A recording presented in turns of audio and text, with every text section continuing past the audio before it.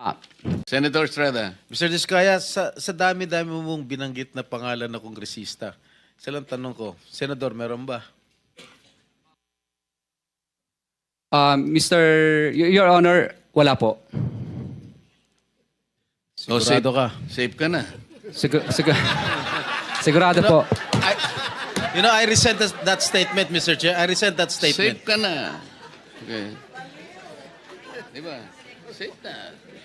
Mr. Chair, I move that you strike of the record that your Alam mo statement- naman, biro lang naman yun eh. Wala yun, wala yun. Mr. Chair. So, Senator Bato.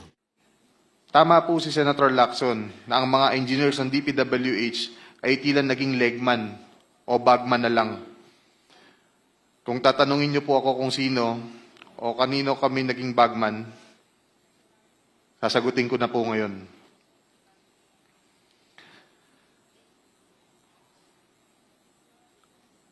Sabi ni Senator Marcoleta kahapon, ligtas ka na. Hindi po ito totoo. Si Senator Jinggoy Ejercito Estrada, Senator Joel Villanueva, Yusek Robert Bernardo, at D. Alcantara. Si Senator Jinggoy po ay nagbaba ng 355 million ngayong 2025.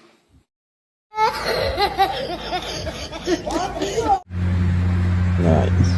Yo, ang galing. Planchang-plancha. Yun lang.